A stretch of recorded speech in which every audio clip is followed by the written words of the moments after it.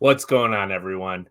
It is just me today, your captain, Andrew Full, and we have Alex Redwine joining us. But as you're listening to this on Friday morning, Bailey and Deacon are both at ICAST, so they have left me alone this week again to do everything on my own.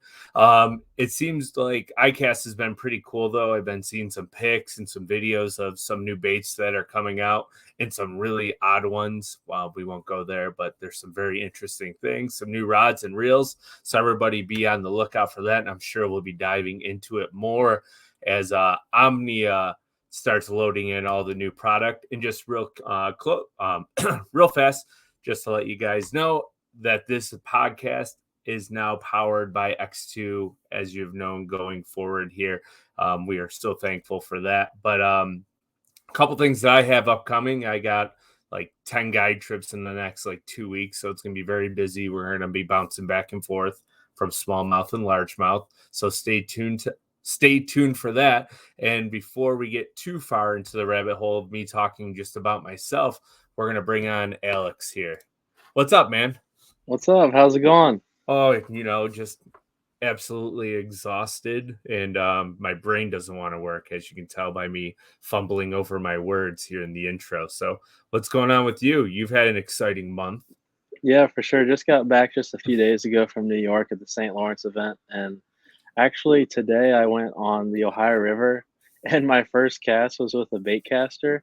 And honestly, like I fumbled, like my hands didn't know like how to hold and cast a bait caster after fishing for smallmouth for pretty much a whole month straight. Oh man, it's such a surreal feeling when you go from like that spinning rod to a bait caster. Like that first cast, like everything's loose and you go through it and you're like, oh no. Yeah, I was throwing a buzz bait and like the thing just it took me like 3 casts to be like, "Okay, cast." It's like Not not how not not like flip it out there like a spinning yeah. rod, cast. Yeah, it's like how does this motion work again? Why Yeah. is my muscle memory gone? So how was the Ohio River? That's quite the change of pace from smallmouth fishing up on the Great Lakes, I would say. Yeah, for sure, the Ohio River, let's see, it was I think we had about 10 inches of clarity.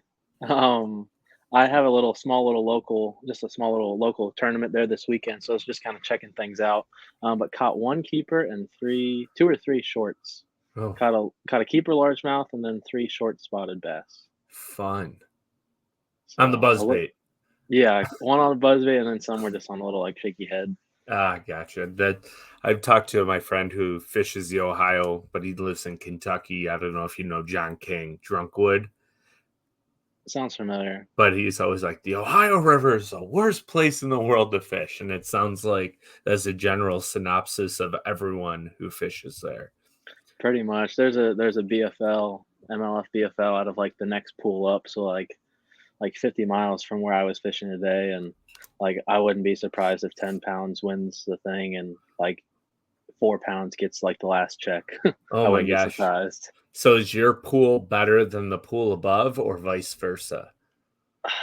I I feel like the pool that I was at today, but downriver, like 30 miles, is a little bit better than the other pool, but they're all like nothing stands Terrible. out. Yeah, nothing stands out.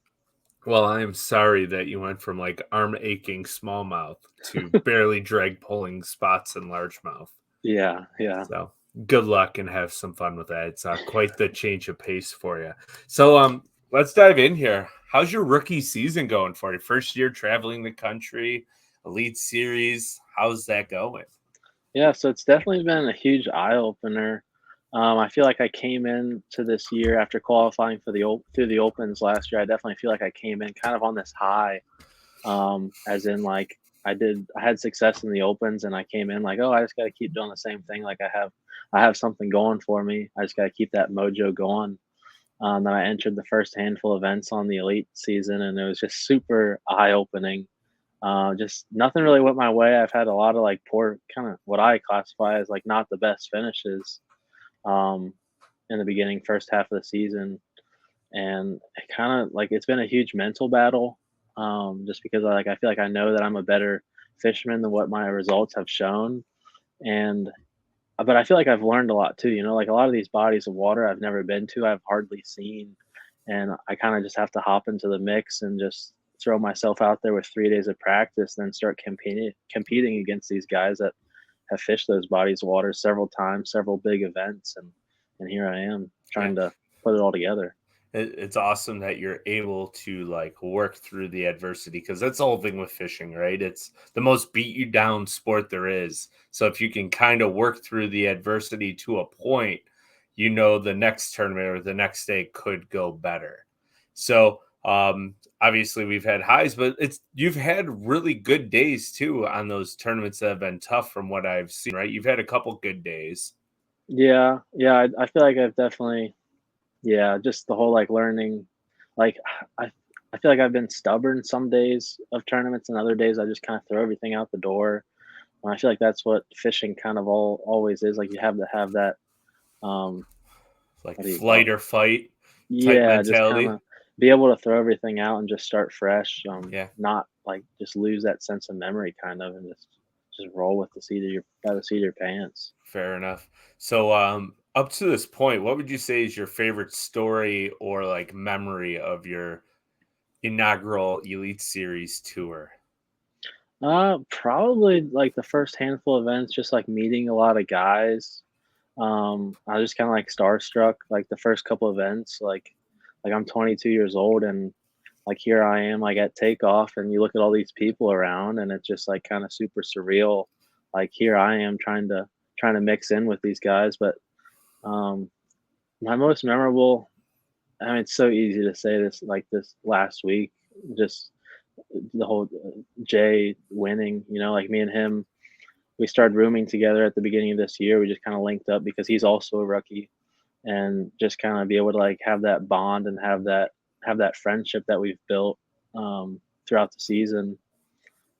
Just because we were both kind of in the same boat. We were kind of lost, kind of like don't know exactly like what to think of ourselves. We're just kind of hopping in this, and then to see him just kind of take off throughout this year. He's had a killer year, but then this past week, just to see how the stars aligned for him, how his like how his mental state was. Like he is the coolest, calm, collective person ever, and just like seeing how he kind of soaked that all in and made it work for him last week.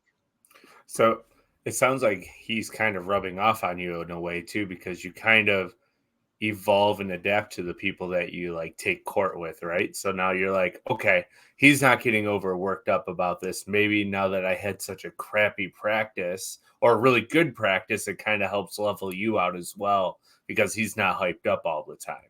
Yeah, yeah, he's super mellow, super easygoing, like super down to earth, and yeah, I definitely, yeah, he's definitely he needs to rub off on me some more after what happened last week. But yeah, it's been super cool just to kind of have. I feel like we're just as we're becoming better and better friends, we're just kind of starting to like think alike and think. I don't know. I feel like Yeah. we just roll together really Yeah. well and get along. Well, I think that comes down with how much time you actually like spend together, right? Like if you're eating, drinking before, like if you're getting up and you're having coffee and breakfast before you get on the water, then you come home and you have dinner and you're talking all the way up until you go to bed and doing that every day while you're on the road, you're going to Hmm. build a lot of common bonds. And that's awesome. So it sounds like you guys are going to be traveling together for the duration of your Elite Series careers, which hopefully for both of you is a very long time. That would be the goal, I would think. Yeah, So let's dive into it then. St. Lawrence Derby, right? Last year in the Opens, did you have a top 10 in last year in the Opens? If do I remember I correctly? I came in 12th. 12th, so very close. And then you go in, you're like, all right, I've done good here before in the past. How did your practice set up? And then how did you know? Did you think 23 pounds a day would end you in the 20s? I did I not. guess. If I like my like weight predictions, I was like, if you can get 23 pounds every single day, I would have thought that would have been like maybe fifth or sixth place. Yeah. Honestly, like that was my like predictions going into it. But practice was like the way that I went into it. I did this the same way at the Opens last year.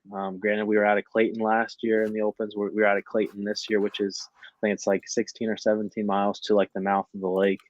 Um, and last year and this year, I just drew a big circle around the mouth of the lake, going like within 15 or 20 miles into the lake, and then within a couple miles into the river, just because historically that's where everything goes down. Mm-hmm. Unless they're out of Waddington or something. Even then, people were running in past years. People were running Crazy. all the way to the lake. But I just drew a giant circle, and I was like, "This is where everything goes down. Like this is what I'm gonna break down." Um, and the first day of practice was honestly really good. I don't know if I just got like lucky or something, but I feel like everyone up north, they wanna for smallmouth, they kinda wanna find or an easy first direction to go is like massive boulders, massive rock piles, the obvious stuff that smallmouth will hang out on. And I kinda found that they weren't there was some fish on those, but they weren't there yet. There was like more like 2 and 3 pounders on that stuff out in that like maybe 20, 25 feet of water on those bigger rocks. But I noticed that they were just kind of on that small rubble. Like you'd be side scanning around and there wasn't the massive giant boulders. It would just be hard, like there'd be 100 yards of just hard spots or like maybe some rock veins or just some, I don't know, like rocks like this and not the size of Yeah. the hood of a car.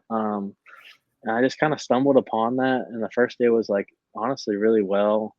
Found like 2 or 3 areas that had like a lot of fish there. There's a little bit of bait, um, but like the first day of practice, granted this is all day long, but I had like 26 and a half pounds. And Jay the first day he also had like 25 something pounds. Um, But the second day, I just kinda went out there and found more of that. I ended up finding, I think, like 4 or 5 areas where I felt like had quality fish, like 4 to 5.5 pounders. Um, and then the 3rd day of practice, it blew like crazy, and I just spent like a half a day in the river just because, I don't know, what I found out on the lake was enough in my mind. I was like, "This is what I need to do, there's fish around." Um, and then as the tournament went on, I noticed each day of the tournament, the first day and the second day and the third day, I feel like those areas had more and more bait in it, which I thought was a huge key, and different from practice. In practice, it was kind of rough out there. There was a decent amount of wind, but in the tournament, it was slick calm for a majority of the day, and those fish were just a lot more finicky to bite. So I kind of had to adapt and kind of get those fish to trigger and to bite because I'd be staring at so many on the forward facing sonar and I'd cast at this rock patch that had like 4 fish on it and they'd come up and follow the drop shot all the way down and just stare at it. And I'm sitting there like, are you gonna bite? Are you gonna bite? And then majority of the time they never do. Smallmouth. Yeah, pretty much. They're like they're like an uninterested cat when the conditions aren't correct. Like, that cat that will like half play and will sit there and chase like a cat toy around but won't like commit. That's what Yeah, I think of a smallmouth. pretty Like, much. Yeah. If they're not in the mood, they're not in the mood. But ugh, stupid fish. Now, I don't know if you found this out, like, or have you ever noticed this? Have you ever gone when you've had those smallmouth kind of nose down on your baits? Have you ever started cycling colors, like the same bait, but cycle colors to see if they would fire on it? yeah, I feel like, yeah, I definitely didn't practice the first and a little bit the second day of the tournament. But Jay kind of got me onto something where, so the water is super clear. It's like 10 plus feet clarity, give or take, depending the area. And so I thought that I had to kind of like get a heavier. I started putting a heavier weight on my drop shot just because I felt like I think I was using a half ounce or 3/8 or something. But I feel like the way that bait would fall, it just kinda gave them too much time to look at it, so then I kinda started using a heavier weight, like a half ounce or 3/4, and then after, like, the 1st or 2nd day of the tournament, I was talking to Jay just because he was in the same boat, like, "Yeah, like, seeing a lot, not getting to bite," and he's like, "Try, like, a 3/16 or a quarter." I was like, "Really?" He's like, "Yeah, it'll like, just try it." I think I got a couple extra bites doing that, and then so I switched to that, and I'm fishing like 20 feet of water with a super lightweight, like 15 to 20 feet of water with a super lightweight. I mean, like I think it definitely got a couple more bites. Hmm. That's very interesting because Yeah, when I think of like the same thing when I'm out in like 40 to 45 foot here in Buffalo when it's slick calm, a lot of times I can only give them to fire when I go to that heavier weight when it's slick calm. It because I also think I'm partially impatient waiting to count like 95 seconds for a drop shot to fall on a quarter ounce in 40 foot of water. So yeah, I don't know how because people do that. yeah, because it'd be weird. Like let's say I'm in 18 feet of water and I'll see a fish maybe like a couple feet off the bottom. I'll flip out to it. And when that bait's like just is a couple feet below the surface, that because smallmouth can see so well that a lot of them times them fish it would come all the way up from 18 feet of water, meet that thing like 5 feet below the surface, and then just follow it all the way to the bottom and then never touch it. And I think that lighter weight just kind of it let it slow. I don't know. It let it just fall slower, and it gave those fish more time to maybe just I don't know Hmm. a little bit more trigger time, maybe a Yeah. little bit more just time to. Well, I mean, obviously, you're probably using Berkeley Mac scent since of the Pier Fishing affiliation. Um, yeah, the one thing I've learned with Mac scent is if it holds together after like multiple fish, the more scent and the more bites you get on it. So that Yeah. could have been a key too. Like, and the little things we don't think of, even with that Mhm. lighter weight. If you have a flatworm that lasts 5, 6, 7 fish, it seems to always get bit better Yeah. for whatever I reason. I think throughout the tournament, I think I only caught maybe out of my 3 days, I think I only caught, like, 2 or 3. I think the first day I caught a couple, but towards the end of the tournament, I actually switched to a little general, so like a Ned style bait, Yeah, and I was putting it on a drop shot, and the reason that being it just falls a lot different yeah. than a flat because a flatworm sometimes will kinda, like, spiral down or line twist, etcetera, but that little general, it's just so much more slick, and it just almost, like, shimmies down, and I feel like, that was kinda like my bread and butter after the first day. Yeah, and that could have been the reason why you're getting more bites too, because you're not getting all Mhm. that spiral. Yeah. That's awesome. So now we're into the derby, right? And we're drop shotting, and things are flat calm, which you never see on the Great Lakes. What were you thinking, like after the second day? You're like, can we pray for an ounce of wind? Like, were you Yeah. hoping for wind? I really was, like, the end of each day the last, like, 2 hours of each day, there was a little chop on the water, like, it was might have been blowing, like, 7 or 8 miles an hour, so it was maybe, like, a foot or 2 of waves, and, like, it definitely definitely had did get a couple key bites towards that end of the day on each of the days, but I was honestly, like, really I mean, I wasn't really hoping that it would be absolutely gassing wind, but I really honestly wanted there to be, like, 3 or 4 footers out there just because, like, I feel like that would've, like, kinda messed up a lot of the more shallow guys, Hmm.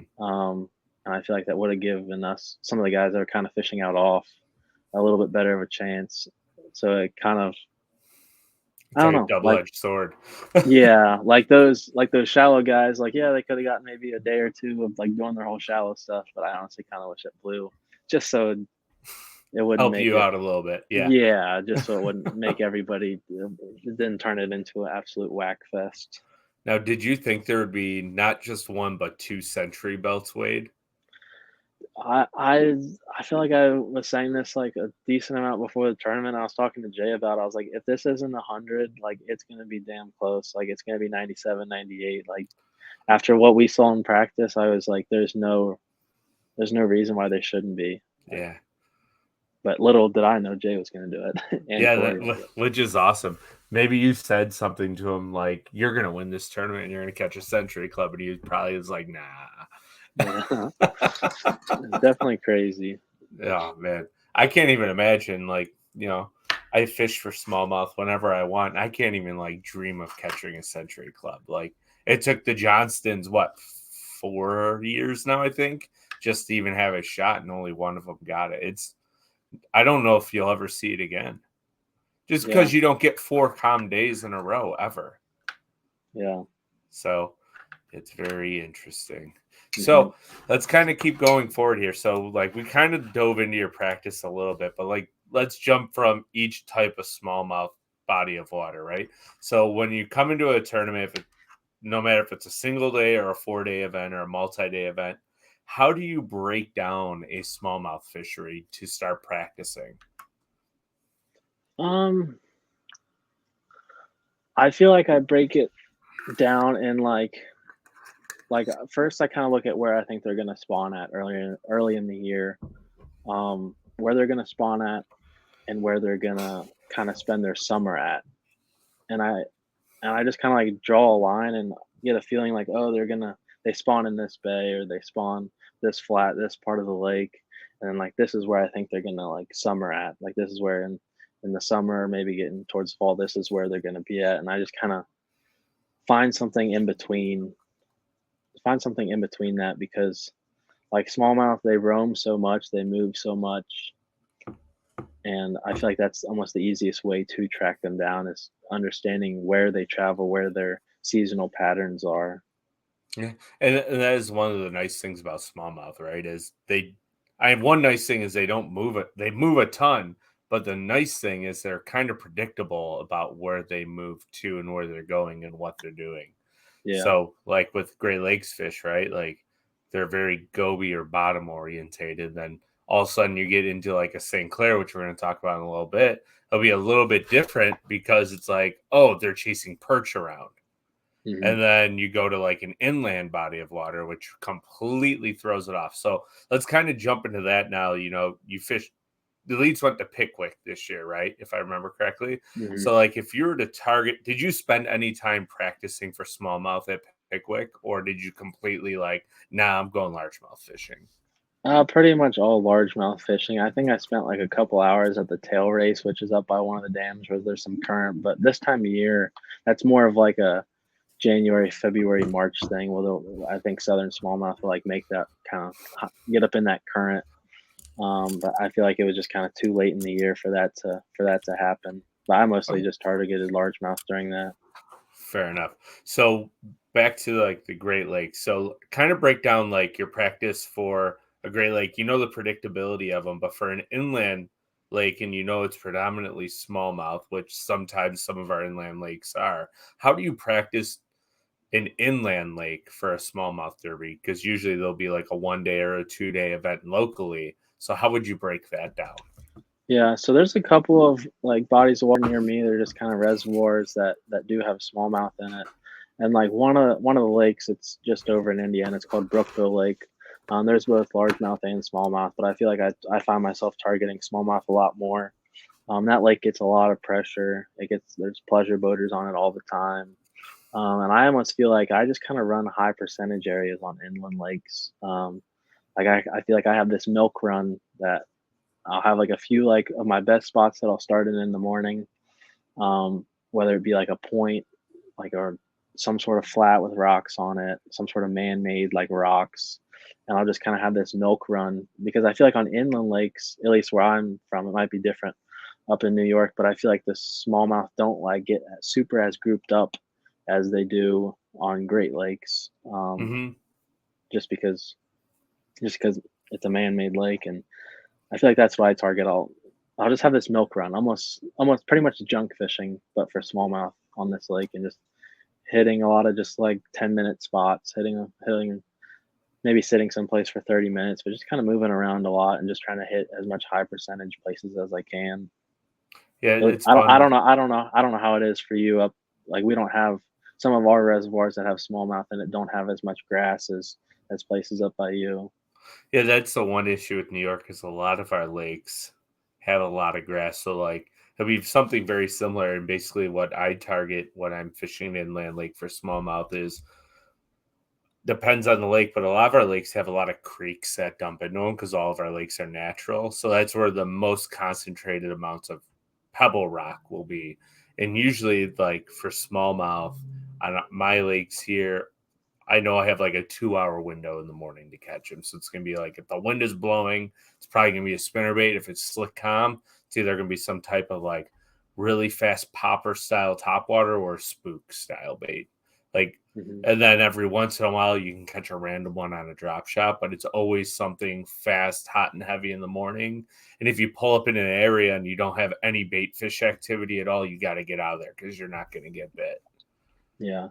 I feel like lakes that I'm at, the smallmouth feed a lot more. I'm sure they do up by you, but feed a lot, like a ton on like crawfish. Yeah. So like in the morning, I'll start out with like either like a Ned style bait or a top water, and then as the day progresses, then I'll switch to like sometimes like a big wobble head with a big old crawl on it, something Yeah. like that. Yeah, a really good smallmouth bait here is just a little like finesse football jig, like 3/8 half ounce. Like Queen Tackle makes a good one, or Kitech. That's a great way to catch a lot of smallmouth on those rocky flats that don't have grass on them. But the big key that I always find on our inland lakes is if it's midday, you need a little bit of wind.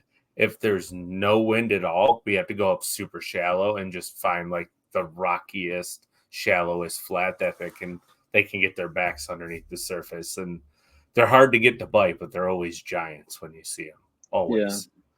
I would do that around where I'm at, but if it was calm and sunny, there'd be 1,000 pleasure boaters on the lake, and the bank or the shallow waters would be destroyed. Yeah, you have to love pleasure boats in the Yeah. summertime. It is absolutely brutal. Now, outside like the Bassmaster events, do you ever target these fish with an A rig? Like I do smallmouth? not.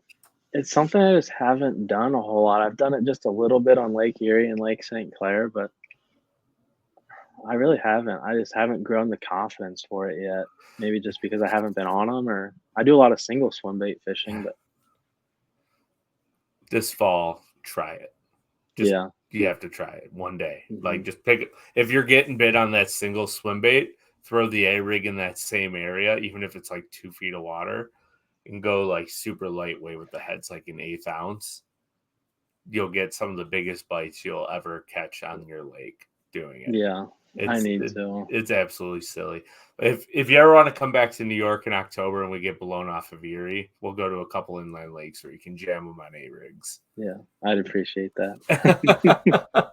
So I know how much you love Lake St. Clair, right? But Hmm. what have you found is different between Lake St. Clair and every other lake when you practice and fish tournaments for smallmouth? I feel like it's different in so many ways. For one, like St. Clair is kind of just a sandy, grassy bowl with like very little rocks and rough bottom. And I feel like every time I go to St. Clair, it's always something different. They're always in a different location. You know, like I could be there for a couple of days, come back 2 weeks later, and the fish are not even close Gone. to where. Yeah, and the reason that being is just because the grass grows so much, the bait moves with that grass, moves with the wind, and then you come to like a Lake Erie or Lake Ontario, and those fish kind of only have so many places to go. There's kind of almost like the traditional like rocks. Not saying that they're going to be on the same exact rock year after year after year, but they're gonna they're gonna kind of they have the same like route that those fish kind of go towards. They'll spawn here, they'll hang out around. I feel like what I was doing, hang out around those rough spots or those veins, and then eventually make their way out. But it's like the same area every year. It's the same region of the lake where St. Clair. They could be one year the grass could grow good over there. The next year there could be a big grass line 2 miles away. They could be over there. One year the baits up here. One year is the baits down there. Water's clear up here this time. Like so much different things factor into it. And that's what I love about St. Clair, because every single time you go up there, you can't just go to old waypoints. You have to pretty much go in there with a clear head, do a little bit of looking around until you come across where those fish are grouped up at. Yeah, and I've noticed that too, watching like a lot of the elite events there. It always seems like they go relatively within like a 2 month span of each other, but where they win is always somewhere different. Hmm. Like I feel like on St. Clair, you can be consistent if you fish like where the rivers dump in or like inflow and outflow. But other than that, the guys that are out in like the middle of the basin, it's never the same. And I find Yeah. that like marveling almost. It's like, man, I'm so used to finding smallmouth that are living within like 5 feet of where they were last year. like I when I go to St. Clair, once I finally get there, I almost feel like I'm going to be lost just because I'm not used to that style of smallmouth fishing. Yeah. I almost love it. Like I'll if I have a tournament up there, like and let's say I'll give myself like 2 or 3 days of practice. I'll go up there and like a lot of practice, I'll just do a bunch of like running around, drop down, idle for a little bit, like run a quarter, half mile, drop down, idle for a little bit, just trying to understand the grass and like Yeah. understand little indifferences. And then if I see something that looks right, I'll fish for 20 or 30 minutes. If I don't get bit, I'll run a half mile somewhere else and just if something looks right, I'll just keep going through the cycle, just covering so much water because eventually you're gonna find something that they're holding Yeah. on, find that hot zone. You got to find the multiple needles in haystacks. It Hmm. sounds like fun. burning a lot of gas. Yeah, yeah. So, but I mean, when it comes to fishing, right, like St. Clair and all the other Great Lakes, kind of dive into like techniques because I've seen people catch them like ripping tubes out of the sandgrass on St. Clair, but a drop shot still plays. But is there anything outside like the normal realm that you would say works good for St. Clair smallmouth? Only if you want to give it up. Like you don't have No, to give up anything that you're not comfortable with. no, it's fine. Like obviously, like pre-spawn, like earlier in the year, I don't throw a drop shot a whole ton. That's when I'll throw. That's when. That's probably honestly the best tube bite that I've seen, and swim bait bite as well, and jerk bait bite. That's what I'll do early in the year, and like the pre-spawn spawn when they're just super aggressive up shallow, and they'll pretty much munch anything.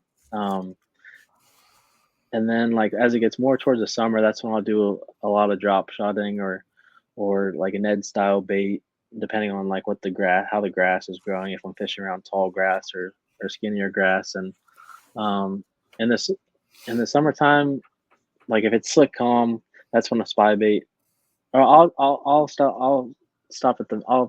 talk about the mayfly hatch. The mayfly hatch, Ooh. it normally happens on St. Clair and starts maybe like the first or second week of June and goes all the way to like the first week of July. And it can honestly be like the most toughest time on Lake St. Clair just because those fish are just getting out of the spawn. They're post spawn. They're just in this weird funk, and then they're also only dialed in on mayflies.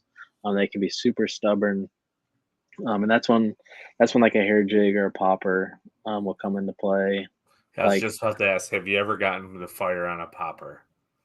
Like, just a little bit. So I had like a BFL up there before the St. Lawrence event. It was like the third week of June, and they were on that mayfly bite.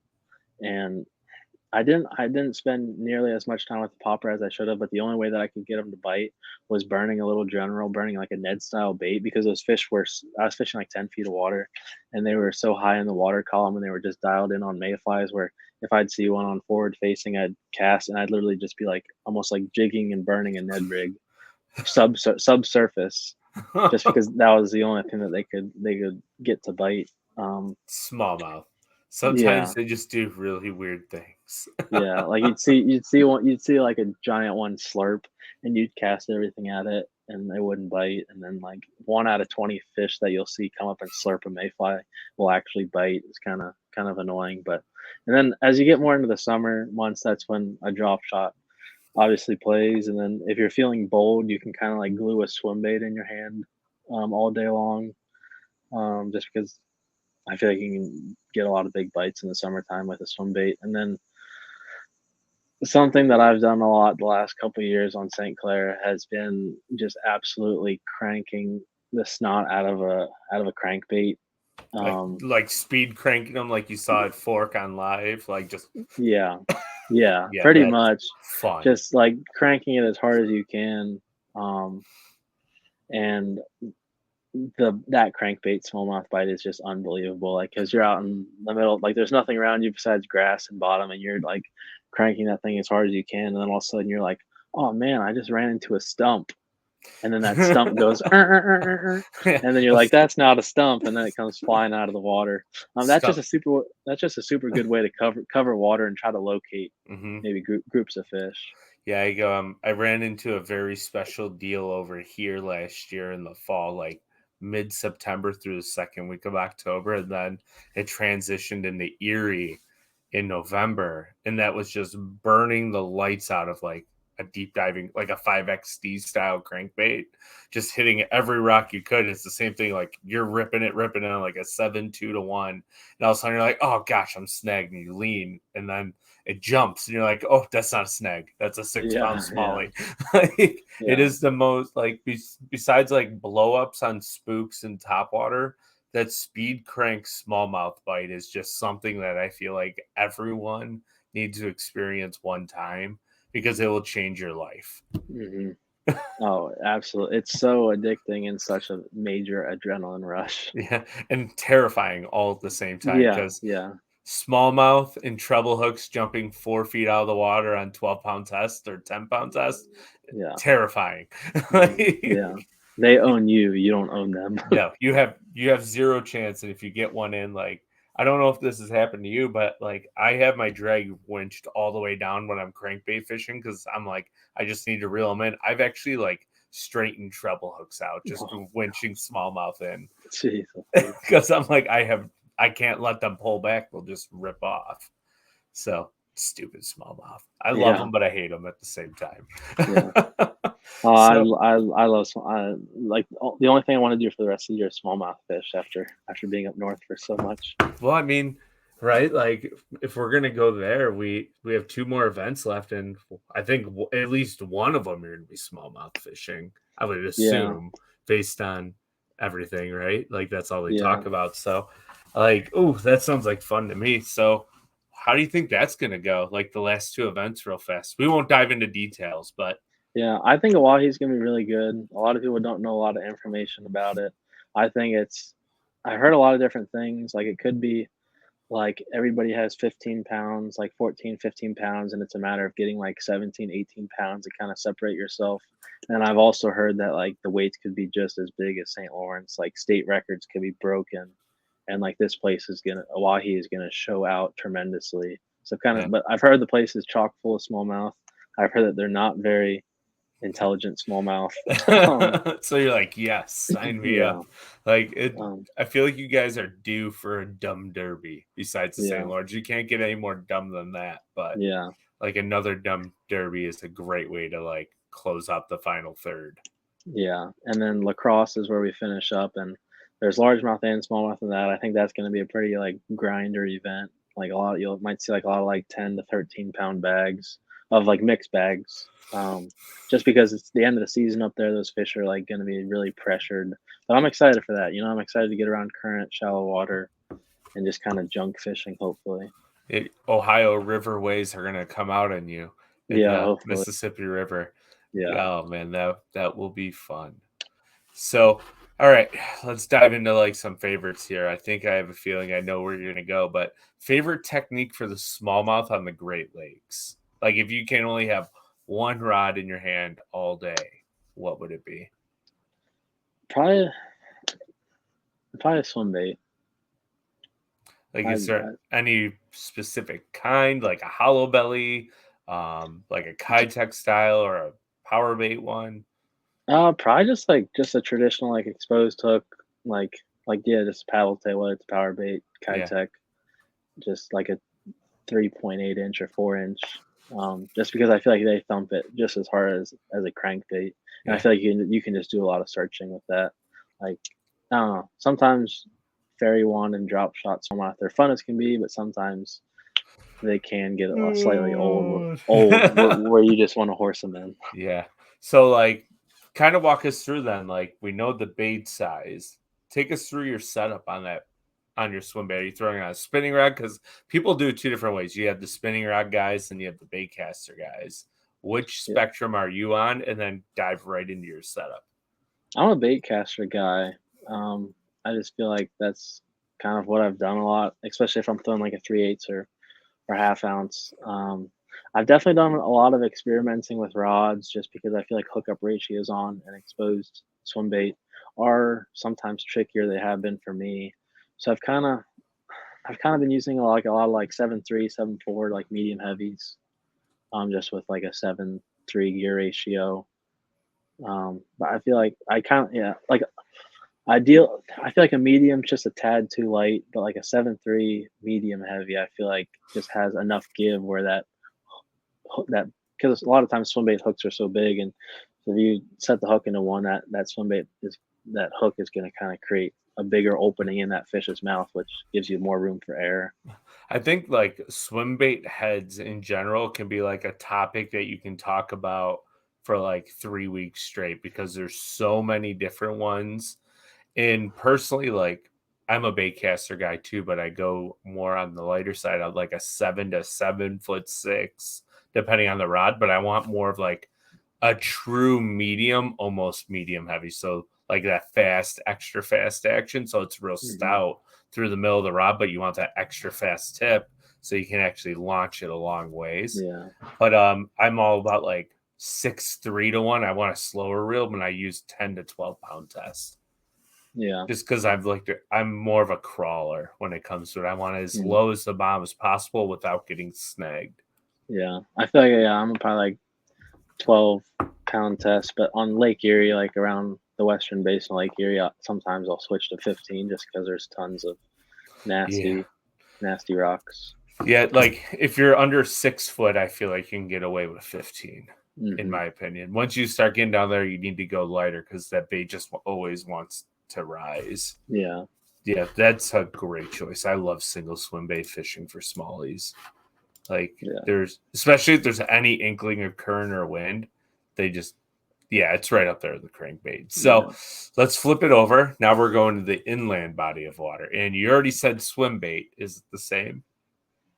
I feel like I do a lot of on inland lakes. I feel like I do a lot more like Ned style baits and like crawls. I feel like I turn my focus more towards crawls, whether that Yeah. be like a compact jig or like a swing head or.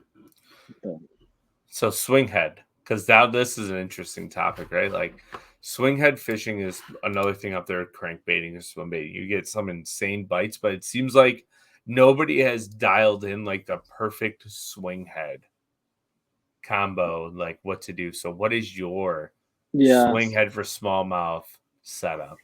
So I feel like I used to do a lot of just kind of like just straight dragging, but I feel like I've kind of switched more towards like get like a half ounce something that'll stay on the bottom, and I'll just like continuously just inch that like almost like a super slow rolling crankbait. I feel like you can cover a lot more water, and I feel like it triggers a lot more bites. But I used to just do the old man sweep and The old drag. man, the football jig, sweep and Yeah, drag. yeah, I feel like that's what I used to do, but Now, my question with this, I got a really sweet bite with this swing head like 4 or 5 years ago now, and you might laugh at this. I was getting him to eat it. I was throwing on an 8-to-1 reel, a 7.6 heavy flipping stick, with 20-pound fluoro. But the only way I could get him to eat it was to burn it. And I had to throw like a 1 ounce swing head in like 6 inches of water. So I'd throw it up basically on the bank and burn it. And if I'd see any piece of structure, that'd be like my target line. And when I'd hit that structure, I'd pause it and hop it. And you would watch a smallmouth literally below from like 100 feet away just to eat it. that's incredible. Like one of the Yeah. craziest things I've ever seen. I've never been able to duplicate that bite. And it was like 4 hours in. I was like, I ain't getting bit on anything. So I'm just going to try something completely ridiculous. And throwing a Venom Dream Craw on a 1 ounce swing head, burning it on a flipping stick with a 20-pound fluoro. That sounds incredible. Yeah, I don't have any crazy stories like that. And I think I've caught 2 fish on a swing head since then. Mm. So like it was one of those wild days. So now we're kind of rounding it out here, but you have your last 2 events, another probably 1,000 miles you're going to travel, 2,000 miles you're going to travel because Oahu's probably 15 hours from your house. Just under 17. Yeah, And I great. don't think and I don't think I'm gonna get any like cool views either. I think it's pretty flat and pretty bland out there. Oh yeah, because to get there you probably had to drive through, was it Iowa probably, right, to get to South Dakota? Yeah, Boring. Iowa. Yeah. I'm Um, sorry. but So, are you gonna fish your way? Because wait, Oahu and the Mississippi are basically right back, like back to back, yeah, right? yeah, yeah. They're back to back. They're like the day 4 of Oahu, and the next day is the first day of practice on lacrosse. And people think, oh, they're not that far apart. Where I was doing like the math a couple weeks ago, and it's like 8.5 hours between the two. Oh my gosh, that's Yeah, brutal. yeah. Oh. So Like, it's like, and I'm gonna go on a rant here. Like, I love Bass as an organization, but there's 2 things I can't stand the way they do things. One, they fish the same lakes every year, right? Basically, you can count on 5 lakes that they're gonna go to every single year, it seems like. And then they'll do something ridiculous like Oahu to Mississippi River or like Sandy Cooper to Pickwick, like back to back. And it's like day 4, you got 7 hours to get there and practice. Like, you guys aren't, like, say you make day 4 at Oahu. By the time you leave there, right, it's probably 5 o'clock before you're all packed up hitting the road. So it's an 8-hour drive. So you're getting in at the earliest 2 o'clock in the morning just to get in your boat to start practice at a half hour before sunrise. Yeah. But then if you're also making the top 10 out of Wahi, you're probably like kind of mellow. Like you got a good Yeah. check. You're You're kind of riding a like, good high for the first 4 hours, yeah, and then you're slamming yeah, 8 Red Bulls to get there because yeah, you're burned yeah, out. yeah. Oh man, that's brutal. So after those two events, what do you have planned? Got a few more like local stuff, local tournaments. Got like an end of the year championship for like an Ohio trail that I'm in. That's up at like the Detroit River. Um, but hopefully, there's a good chance I'll probably go back to work. And trying to like avoid that. And been I trying to, I feel like we have this conversation. yeah, been trying to like rely on like the fishing stuff to not let me go back to work. I work at a car dealership and I like clean up cars for them at the car dealership. So I'm trying to like avoid that All right, as rabbit much hole as possible. fast. Car dealership. Worst car cleaning story you have, period. Because I've have a few that are just wild for when I worked at a local car wash. So I want to hear what yours is, just like completely off topic. Um, there's like if you name something like I've seen it in the inside of cars, probably like So what like sawed off shotguns, stuff like that. I've seen lots of guns, lots of like drugs, lots of I don't know, just tons of stuff where it's like I can't believe someone lives and like has used this. Yeah, a lot of Like, here, let me trade in my 87 Ford Taurus with four yeah, pounds of weed, a block of cocaine, and a sawed-off yeah, shotgun with pretty eight much. with 8 gallons of puke in the back seat that you now have to clean from the party last Yeah, night. yeah, and like I get around the mechanics some, and like we like I feel like once a month we find like mice in like the engines of cars, like mouse, like Like, homes or whatever you mouse, what whatever you the call them. heck? Yeah, When was the last time um, we drove this car? 4 years ago. yeah, pretty much. But kind of hopefully I'll probably end up going back to work. My boss is like super flexible, super understanding of kind of what I'm doing, super supportive. So I'll go probably go back there at the end of the year and that, and then just kind of switch gears and just focus towards next year and just try to soak in what I learned this year and put it forth towards next year so I can just be prepared and then also a lot of like business stuff, whether like talking to sponsors and just trying to figure out kind of my plan for next year and what all I can do on my end to just be the best like Endorser fisher you can be. Yeah. yeah, fisherman, businessman, marketing, all that fun stuff that people don't see as much in the fishing industry Yeah. or the It's fishing like fans don't see as much. it's like the unspoken side of bass fishing, right? Like, we know that we're all technically kind of influencers in a way, but like when it comes to the professional level, it seems to be like a severe separation between like YouTube social influencers and professionals. And I feel Hmm. like as we keep moving forward, they're kind of slowly like combining. And I think it's really important for a lot of people, like on the professional side, to understand what sponsors are truly looking for, right? In that aspect, but also like social media influencers.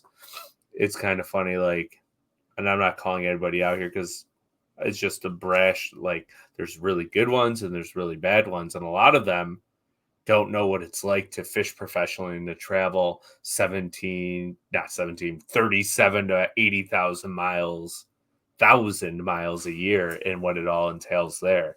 So it's two different aspects that are slowly like coming together. And it's really interesting to see how it's all going to unfold. Yeah, yeah. So from there, any fun fishing destination plans you have before we wrap up here? Um, Are you going to go pro- down and start pre-practicing for next year's schedule to try and get ahead of the curve, or just going to fly by the swing like the seat of your pants and 3-day practice and let's go? if there's events in Florida, I'll probably pre-practice some, but kind of the plan is just spend more time on St. Clair, Lake Erie. Like I think next week, me and my buddy might get up to Lake Erie for a couple days. the Western Basin. But as it gets more towards the summer, so like my parents are like snowbirds. They go to Florida for the winter. They spend a handful of months down there, so I'm able to kind of get down there some. And so as winter rolls around, once it gets closer to the holidays, I'll probably be down there, try to do some pre-practicing on some southern lakes. Um, yeah, Florida's taken my name. Like I've been to Florida so many times, not just for tournaments. Like I've probably been down there like the last probably going on like 9 winters. Like I'll spend like several weeks or a month down there like every year. And like I just haven't Florida's just such an oddball. Like you look at guys that like one year in the standings they'll be way up here in Florida, then the next year they'll be way down here. It's just super inconsistent. No one is ever consistently good in Florida, I feel like, except for a handful of people. But If you live in Florida, like you yeah. can just kind of chase them around and pattern them over year. And I feel like too, like with Florida, a lot of times like the spawning areas is completely different from year over year. Yeah. And Yeah. yeah, Grass grows differently. It gets sprayed. It gets big tropical hurricanes, so it rips everything out. Yeah. got to love it. Cold Gotta love it. fronts come and Yeah. all your fish are gone. They won't Yeah. bite. Like I saw you here yesterday on Live Scope. Where did you go? Yeah. Yeah. Or Active Target or Mega Live, whatever, like forward facing sonar to use. Like that part terrifies me for the day that I actually decide to like trailer a boat down there and fish. I'm like, I'm sure like I can figure something out, but I'm like, do I really want to spend a bunch of money to drive down to Florida and just like get my teeth kicked in for Yeah. experience that I don't even know how it. Now, if there was smallmouth in Florida, sign me up. Mm, But we know yeah. down there. Yeah. So, oh man. So, what? Just to like conclude things here, you have a tournament coming up Sunday. Between now and Oahe, what are your plans? Is it just that tournament? Is there anything else That's going? about it. I think I might try to get up to St. Clair maybe once with my dad. Just spend some time with him and just I love staying on top of St. Clair because Yeah, I haven't been up there in like almost a month, and things will change and it's just super addicting. But just kind of gear up, get ready. Um, I feel like I have a little bit of momentum from St. Lawrence. I feel like the smallmouth are just kind of being my friend right now. So I'm just kind of gonna keep that rolling and keeping that mentality of like I know where I kind of last week was kind of a glimpse of like I know where I stand now. Like I know hmm I can compete in this. So I'm just gonna kind of yeah. keep it rolling. Good confidence boost. Well, Hmm. I'm pretty sure I speak on behalf of everyone here. We know you can catch fish, so go out and do it and finish the season strong, and then get yourself in a good spot in points. So next year you don't have to worry about it as much, and so Hmm. you can keep that elite dream alive. So like, yeah, it's I don't envy any of you guys fishing professionally. The stress and the anxiety that you guys go through on a daily basis. It's wild how you can keep it together and then still go out and wreck them. So Yeah. it's admirable. So, Hmm. well, Alex, anything else you want to touch on here before we wrap it up? I want to say thank you for coming on again. This is the second time, and hopefully we can have you on some more. Yeah. I thanks for having me on, and kind of like shout out to people that have kind of been sticking with me this year. Just kind of have been pulling for me a little bit. It does mean a lot. Sometimes it is easy to get lost in the professional fishing world just because there's so much people that are like a higher caliber than I kind of more popular or more on a higher page than I'm at. So it definitely is cool just kind of seeing the support that people are giving out to the little guy, and just like a lot of people that have helped me out this year. We had such a quick turnaround between qualifying for the elites and then once the elite season started. So there's definitely been a lot of people that have helped me out a lot, that I owe a lot of credit to. Awesome. And hopefully those people continue to stick in your corner. We're here rooting for you. So go catch them the last two events and close out the season on a strong note so you can roll into 2023. So weird to say 2023, Yeah, but roll into 2023 with a bunch of momentum. And hopefully one of these days we can get you on here after you hold up a blue trophy. That'd be pretty sweet. Yeah, I would So, for sure. yeah. I appreciate it. Yeah, no problem, man. Well, for now, I'm sure we'll talk soon, but I'll let you get out of here so you can go get rigged up because I'm sure you're going to be back out fishing tomorrow. I know the way you roll. So have Yeah, fun on the Ohio River catching your 12-inch largemouth, and I'll be chatting with you. So thanks, sounds man. good. You have a See good ya. night. All right, everybody. Well, thanks for tuning in to this episode with Alex, and we're talking a bunch of awesome stuff when it comes to smallmouth. And be on the lookout for Tuesday Night Live next week. Monday will be business from the bass boat, I do believe. Don't quote me on that. I know Deacon is down in Florida right now, so I'm not entirely sure what he has planned. I've hardly talked to those guys this week. And then, Monday next week, hopefully Tuesday Night Live and next Friday's show. So be on the lookout for that. And for now, everyone have a good day.